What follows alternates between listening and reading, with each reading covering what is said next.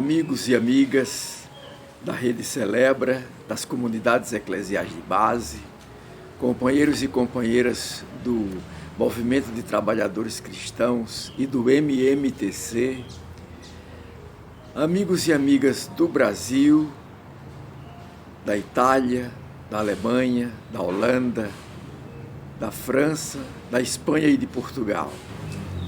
Mais uma singela reflexão que confio à meditação de vocês. Olá, gente querida, mais uma vez, juntas, para a gente refletir a boa nova, segunda ótica da classe trabalhadora. A gente saúda você de perto e de longe, das várias comunidades, sempre dizendo que isso é uma promoção do Movimento de Trabalhadores Cristãos, do Regional Nordeste 2. Eu estou um pouquinho rouco, mas a gente vai conseguir partilhar juntos e juntas da nossa reflexão. Quarto domingo da Páscoa. A quarta semana onde a gente vive esse tempo tão bonito, o tempo que o Senhor fez para nós, o tempo pascal. A gente vem fazendo todo um caminho de Páscoa, caminho de ressuscitados. Como no domingo passado a gente viu com o texto que a gente costuma chamar dos discípulos de Emaús. Hoje a gente entra no quarto domingo pascal, que é costumeiramente chamado de Domingo do Bom Pastor, e por isso também o Domingo de Oração pelas Vocações. O texto bíblico, o evangelho de hoje, desse quarto domingo pascal, é tirado de João 10, do 1 ao 10. João 10, do 1 ao 10. Amém, amém vos digo. Quem não entra pela porta no redil das ovelhas, mas sobe por outro lado, é ladrão e bandido. Quem entra pela porta é pastor das ovelhas. É a este que o porteiro abre a porta, e as ovelhas ouvem a voz dele, e ele chama as ovelhas que são dele pelo nome e as conduz para fora. Quando fez sair todas as suas ovelhas, vai à frente delas, e as ovelhas seguem-no, porque conhecem a voz dele. A um estranho não seguirão, mas fugirão dele, porque não conhecem a voz dos estranhos. Jesus falou-lhes com essa alegoria, mas eles não perceberam que coisas eram essas que ele lhes dissera. Então Jesus falou-lhes de novo. Amém, amém vos digo, que eu sou a porta das ovelhas. Todos quantos vierem antes de mim são ladrões e bandidos. Mas as ovelhas não os ouvirão. Eu sou a porta. Quem entrar através de mim se salvará, e entrará e sairá e encontrará pastagem. O ladrão não vem a não ser para roubar e matar e destruir. Eu vim para que tenham vida e a tenham abundantemente. Palavra da salvação, glória a vós, Senhor. Gente, que texto bonito para a gente seguir na nossa caminhada pascal. Porque a Páscoa não é só relatar a ressurreição. A Páscoa é a vivência desse espírito pascal no dia a dia das nossas comunidades. Desde o domingo de Páscoa, primeiro, a gente vem falando disso. A gente vem tratando dessa novidade da ressurreição ser algo da comunidade. Jesus se põe no meio da comunidade, saúda, deseja paz. Surge para as mulheres, aparece no caminho, no nosso caminho difícil. Jesus entra no nosso caminho e faz ceia conosco. Fica conosco, Senhor, porque é tarde, a noite já vem chegando. E no texto de João a gente segue para falar do pastor.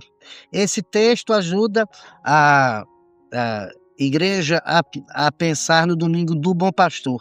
Por mais que esse tema, que esse título, o bom pastor, não esteja nesse texto, ele está mais próximo da parábola da ovelha perdida, por causa desse cenário de pastoreio, se chama do Domingo do Bom Pastor. Mas é bom que se diga, porque a gente tenha cuidado para não criar algumas confusões. O texto bíblico, a mística desse texto, nos orienta a entender que todos e todas nós estamos no projeto de Jesus. Qual é o seu projeto? O seu projeto é que ele é o pastor da humanidade. Ele nos conduz por sua mão. Logo, ele é o bom pastor. Em nenhum momento a palavra de Deus diz que existem outros bons pastores. Ele é o bom pastor. A gente vai criando algumas dificuldades, algumas figurações por conta do clericalismo que a gente vive, e até usa cânticos e esse termo do bom pastor para nos referir a algumas lideranças. Mas o bom pastor é Jesus. Do Papa ao agente de pastoral, todos somos ovelhas.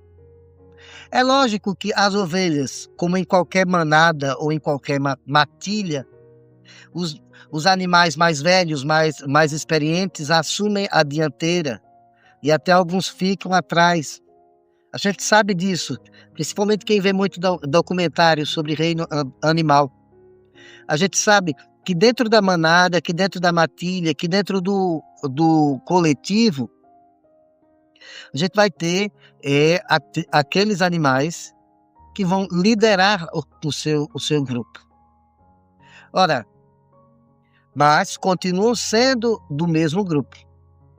Então nós temos as ovelhas que lideram e que, por estar tão próximas do pastor, que as conduz em sua mão, que a coloca aqui no peito, elas passam a ter quase que a sensibilidade do pastor, né?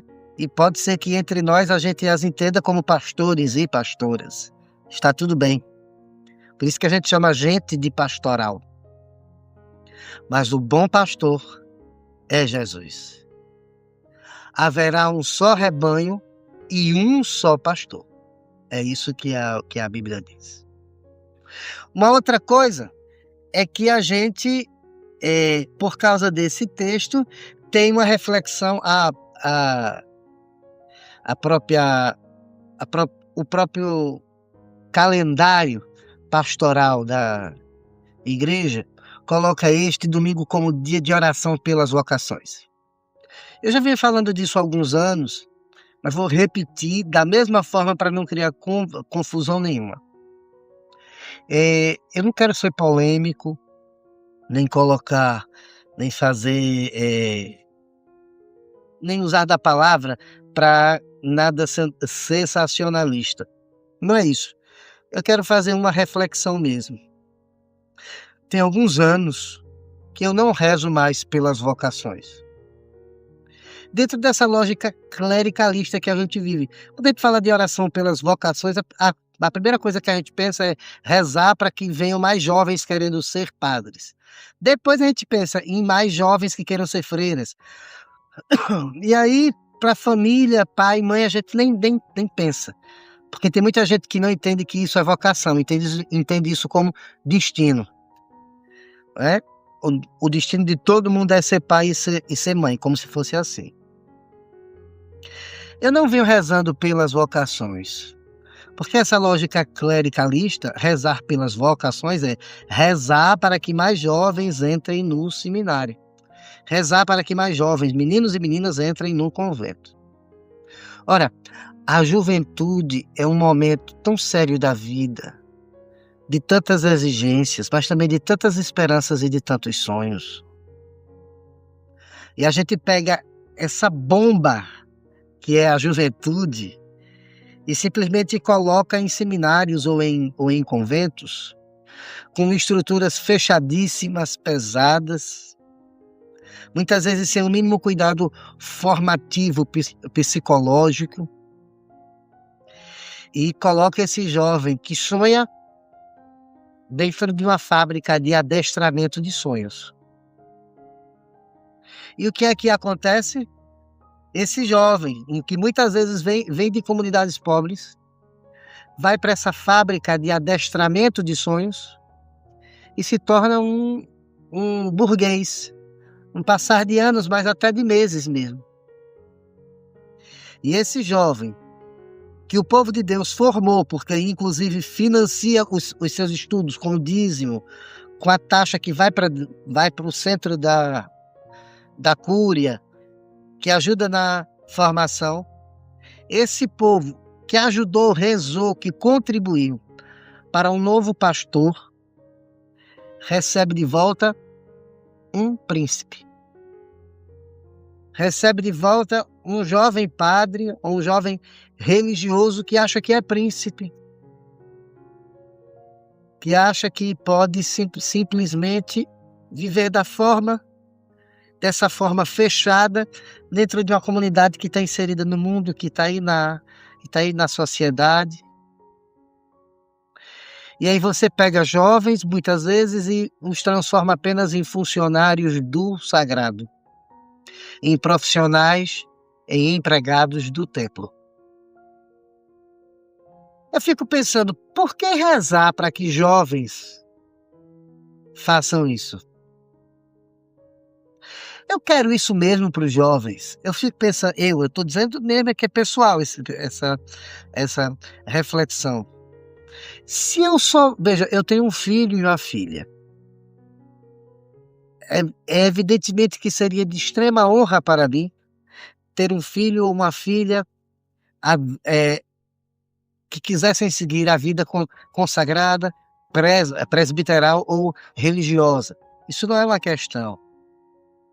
Mas hoje, sabendo da estrutura arcaica que muitas comunidades formativas têm, eu ficaria feliz de ver um filho entrando num processo formativo, onde seus sonhos, onde sua individualidade, onde sua personalidade, onde sua espiritualidade, porque nós em casa cultivamos isso nos nossos filhos, onde a sua espiritualidade fosse adestrada.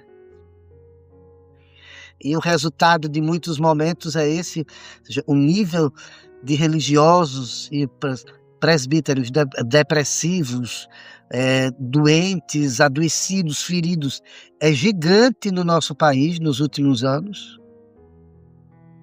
Quer dizer, eu ficaria feliz hoje com isso. Se eu não ficaria feliz, por que eu vou rezar para os filhos dos outros entrarem? Então eu faço uma provocação. Com isso eu não estou dizendo, rezem para não ter mais padre nem freira no mundo. Não é isso, não é essa a questão. Isso, pensar assim sobre o que eu estou dizendo, é de uma má vontade, uma reflexão gigante. O que eu estou sugerindo, porque é o que eu estou fazendo, eu estou rezando cada vez mais para que as nossas comunidades, as nossas igrejas, as nossas comunidades formativas construam espaços onde a juventude reacenda o ardor de seguir radicalmente a Jesus.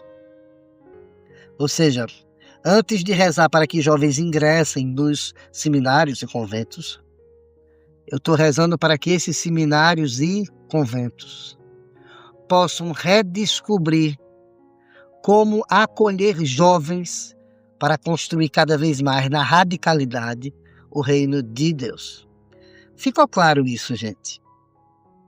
Não há aqui nenhuma campanha para derrubar os seminários e conventos, de jeito nenhum.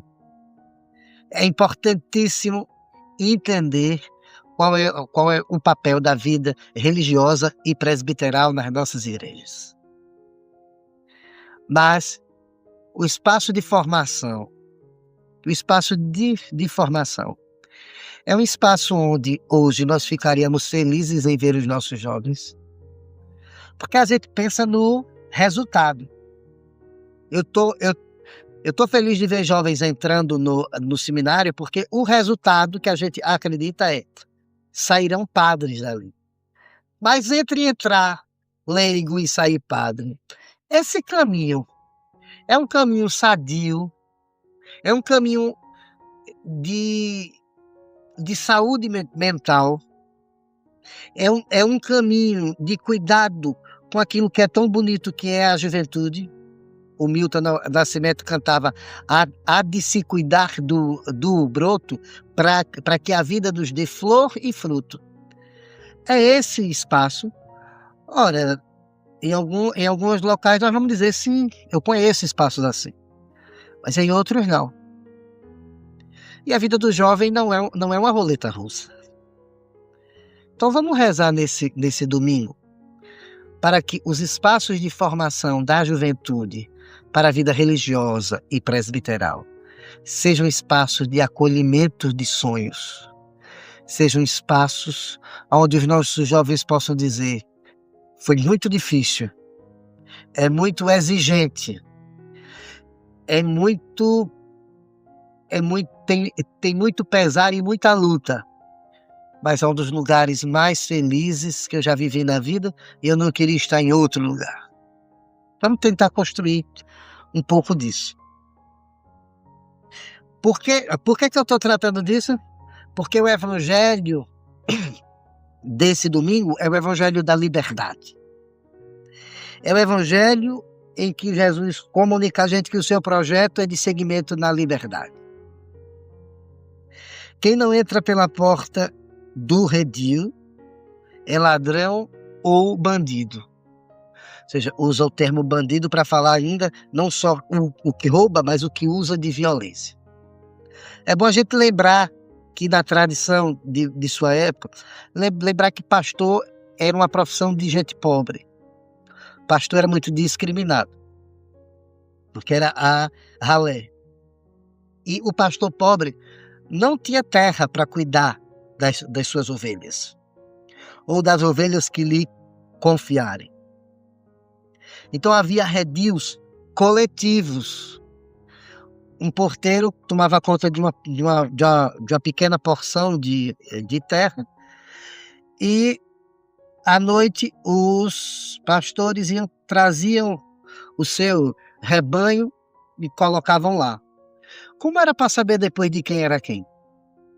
As ovelhas escutavam a sua voz. Pela voz do seu pastor, chamava as que viessem, era deles. E saía com elas para pastagem. É como aqui no Nordeste, como aqui em Pernambuco, a gente sabe dos nossos irmãos vaqueiros. Os seus bois e vacas voltam para eles quando eles emitem um som, um cântico lindo que a gente chama de aboio. Então, no aboio do vaqueiro, ele vai puxando ou também vai tangendo os seus bois e vacas. É mais ou menos assim. Então, o pastor entra pela porta, o porteiro abre, o porteiro aqui, Deus, é o Pai, abre a porta de todo o seu rebanho para que o pastor Jesus entre e nos conduza. O pastor leva todas as ovelhas para fora e depois não vai atrás, tangendo, não.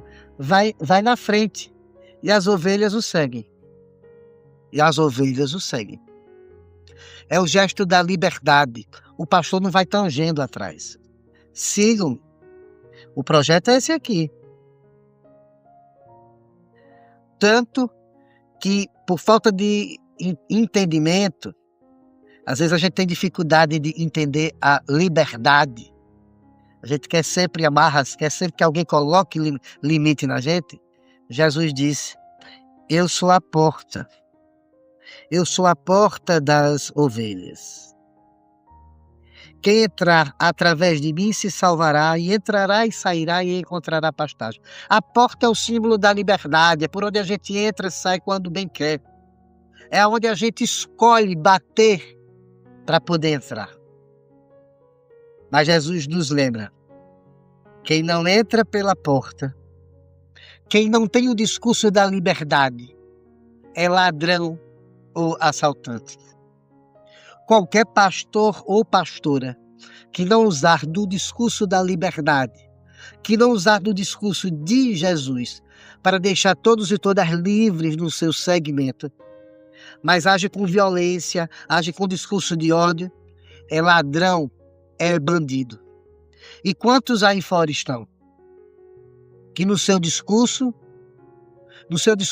religioso, tem machismo, tem violência contra gays, lésbicas e trans, contra mulheres, contra negros e negras, que criam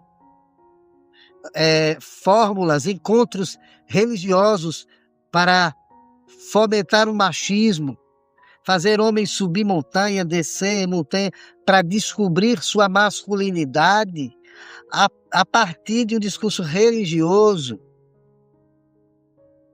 Gente que persegue, se na sua comunidade tem aquela pessoa, tem aquele leigo, aquela leiga que trabalha com a pastoral, que é agente de pastoral, aí um pastor novo, o padre, o pastor chega e aí quer acabar com a pastoral, porque diz, não, nosso trabalho é aqui dentro da igreja. Ou gente que usa do seu discurso para criminalizar quem é agente de pastoral, ou seja, quem é agente de transformação no mundo em outras instâncias, como no sindicato, como no partido, como no movimento social, como no conselho de moradores. Persegue quem é de esquerda, porque o pastor tal disse que o candidato dele é esse ou é aquele. Esse tipo de postura que eu narrei é a postura do pastor que não é pastor, que se finge pastor, mas é ladrão e bandido. O pastor entra na liberdade, entra pela porta. O porteiro conhece ele e abre a porta para ele. E as ovelhas escutam a sua voz e o seguem. Para a gente poder se assemelhar ao pastor, mesmo no seu rebanho, se assemelhar ao pastor, a gente precisa construir discursos de liberdade nas nossas comunidades. O que é que as nossas igrejas estão dizendo, por exemplo, nesses dias que antecedem a Semana da Classe Trabalhadora? A luta que a gente vai ter na rua agora, pelo fim da escala 6x1. O que é que nossas igrejas estão dizendo? Elas não têm nenhuma palavra de liberdade, de libertação para os trabalhadores e as trabalhadoras. É só discurso de medo. O que é que nossas igrejas estão dizendo ou promovendo para a Semana da Classe Trabalhadora? Ou só vai fazer uma celebração no dia de São José? A figura de José, operário, o que é que ela diz para a gente? Como é que a gente pode pensar nisso? Acho que a gente pode refletir isso. E no gesto concreto, nós do MTC queremos convidar você para nos próximos dias, virtualmente ou também presencialmente aqui em Recife, participar da Semana da Classe Trabalhadora. Nos próximos dias a gente vai postar aqui no nosso canal e nas redes sociais as várias atividades que há alguns anos, quase 10 anos, nós estamos fazendo para pensar, refletir e celebrar a Semana da Classe Trabalhadora. Vamos nos unir nisso. E nos unir em volta da luta pelo fim da escala 6x1. É importante que a gente comece a fazer isso. É importante que a gente mexa com isso. Para a gente chegar a mais e mais e mais pessoas. Tá bom?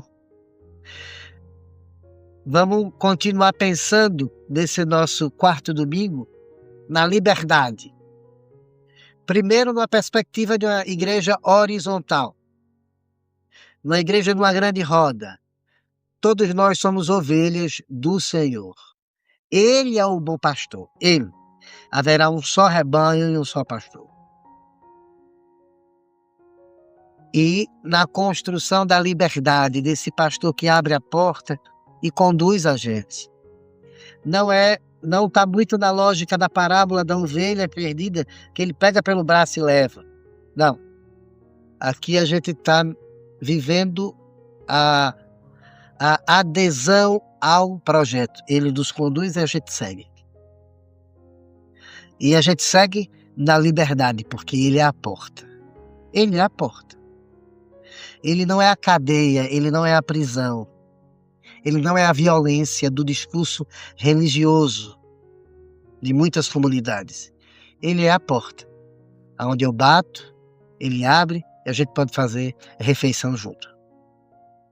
Para concluir, a nossa oração é uma oração do cristianismo, da própria Bíblia Sagrada. Salmo 23.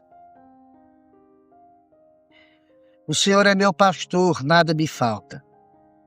Em verdes pastagens me faz repousar. Conduz-me até as fontes tranquilas e reanima minha vida. Guia-me pelas sendas da justiça para a honra de seu nome. Ainda que eu ande por um vale de espessas trevas, não temo mal algum, porque tu estás comigo.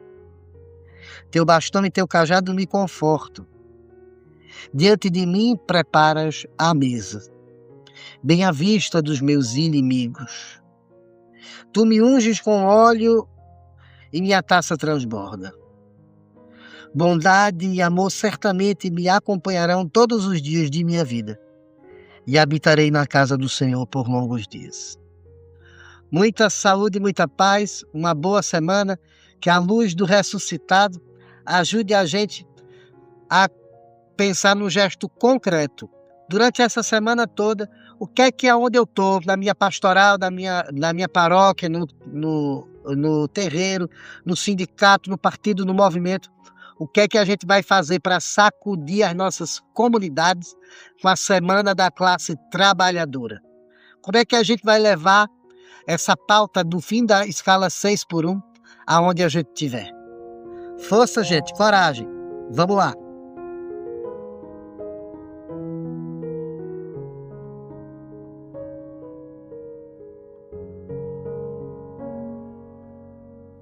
Gostou do que acabou de ouvir, do que acabou de ver?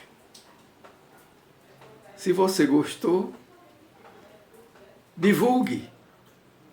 E além de divulgar, inscreva-se no canal TV MTC.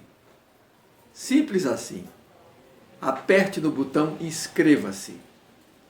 E assim você está fortalecendo um instrumento de formação e de informação da classe trabalhadora, das trabalhadoras cristãs, dos trabalhadores cristãos. Contamos com essa sua colaboração.